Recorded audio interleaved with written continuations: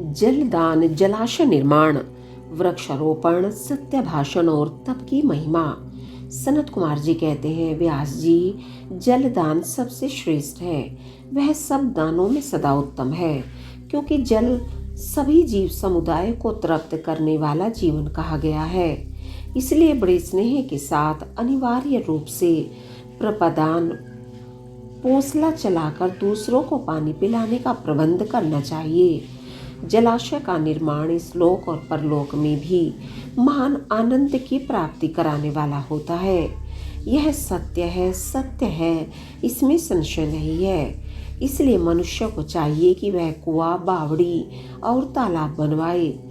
कुएं में जब पानी निकल आता है, तब वह पापी पुरुष के प्रापाप कर्म का आधा भाग हर लेता है तथा सत्कर्म में लगे हुए मनुष्य के सदा समस्त पापों को हर लेता है। जिसके खुदवाए हुए जलाशय में गौ, ब्राह्मण तथा साधु पुरुष सदा पानी पीते हैं, वह अपने सारे वंश का उद्धार कर लेता है। जिसके जलाशय में गर्मी के मौसम में भी अनिवार्य रूप से पानी टिका रहता है, वह कभी दुर्गम एवं विषम संकट को नहीं प्राप्त होता। जिसके पोखरे में केवल वर्षा ऋतु में जल ठहरता है, उसे प्रतिदिन अग्निहोत्र करने का फल मिलता है। ऐसा ब्रह्मा जी का कथन है। जिसके तड़ाग में शरत काल तक जल ठहरता है, उसे सहस्त्र गोदान का फल मिलता है, इसमें संशय नहीं है। जिसके तालाब में हेमंत और शिशिर ऋतु का पानी मौजूद रहता है, वह बहुत सी स्वर्ण मुद्राओं की दक्षिणा से युक्त यज्ञ का फल पाता है। जिसके सरोवर में वसंत और ग्रीष्म काल तक पानी बना रहता है, उसे अतिरात्र और अश्वमेध यज्ञों का फल मिलता है। ऐसा मनीषी महात्माओं का कथन है। मुनिवर व्यास जीवों को तृप्ति प्रदान करने वाले जलाशय के उत्तम फल का वर्णन किया गया। अब वृक्ष लगाने में जो गुण है, उनका वर्णन सुनो। जो वीरान एवं दुर्गम स्थानों में वृक्ष लगाता है, वह अपनी बीती तथा आने वाली संपूर्ण पीढ़ियों को तार देता है।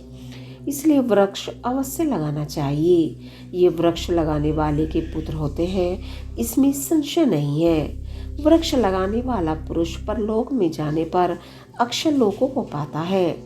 पोखरा खुदाने वाला, वृक्ष लगाने वाला और यज्ञ कराने वाला जो द्विज है, वह तथा दूसरे सत्यवादी पुरुष, ये स्वर्ग से कभी नीचे नहीं गिरते। सत्य ही परब्रह्म है, सत्य ही परम तप है, सत्य ही श्रेष्ठ यज्ञ है और सत्य ही उत्कृष्ट शास्त्र ज्ञान है। सोए हुए पुरुषों में सत्य ही जागता है।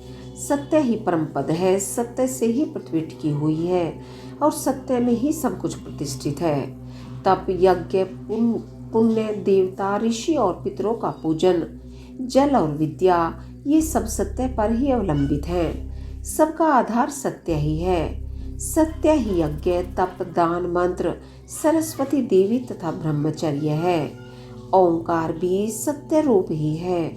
सत्य से ही वायु चलती है, सत्य से ही सूर्य तपता है, सत्य से ही आग जल जाती है और सत्य से ही स्वर्ग टिका हुआ है। लोक में संपूर्ण वेदों का पालन तथा संपूर्ण तीर्थों का स्नान केवल सत्य से सुलभ हो जाता है।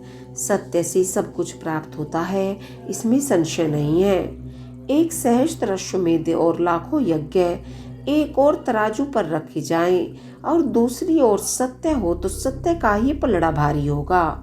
देवता, पितर, मनुष्य, नाग, राक्षस तथा चराचर प्राणियों सहित समस्त लोग सत्य से ही प्रसन्न होते हैं। सत्य को परम धर्म कहा गया है, सत्य को ही परम पद बताया गया है और सत्य को ही पर ब्रह्मा परमात्मा कहते हैं। इसलिए सदा सत्य बोलना चाहिए। सत्यपरायण मुनि अत्यंत दुष्कर तप करके स्वर्ग को प्राप्त हुए हैं तथा सत्य धर्म में अनुरक्त रहने वाले सिद्ध पुरुष भी सत्य से ही स्वर्ग के निवासी हुए हैं। अतः सदा सत्य बोलना चाहिए। सत्य से बढ़कर दूसरा कोई धर्म नहीं है। सत्य रूपी तीर्थ अगाध विशाल सिद्ध एवं पवित्र जलाशय है। उसमें योग युक्त होकर मन के द्वारा स्नान करना चाहिए। सत्य को परम पद कहा गया है। जो मनुष्य अपने लिए, दूसरों के लिए अथवा अपने बेटे के लिए भी झूठ नहीं बोलते, वे ही स्वर्गगामी होते हैं। वेद, यज्ञ तथा मंत्र ये ब्राह्मणों में सदा निवास करते हैं, परंतु असत्यवादी ब्राह्मणों में इनकी प्रतीति नहीं होती, अतः सदा सत्य बोलना चाहिए। तदंतर तप की बड़ी भारी महिमा बताते हुए सनत कुमार जी ने कहा, मुने, संसार में ऐसा कोई सुख नहीं है जो तपस्या के बिना सुलभ होता हो। तप से ही सारा सुख मिलता है। इस बात को वेद वेदता पुरुष जानते हैं। ज्ञान, विज्ञान, आरोग्य, सुंदर रूप, सौभाग्य तथा शाश्वत सुख तप से ही प्राप्त होते हैं। तपस्या से ही ब्रह्मा बिना परिश्रम के ही संपूर्ण विश्व की सृष्टि करते हैं।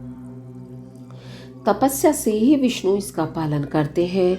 तपस्या के बल से ही रुद्रदेव संहार करते हैं तथा तप के प्रभाव से ही शेष अशेष भूमंडल को धारण करते हैं। ओम नमः शिवाय।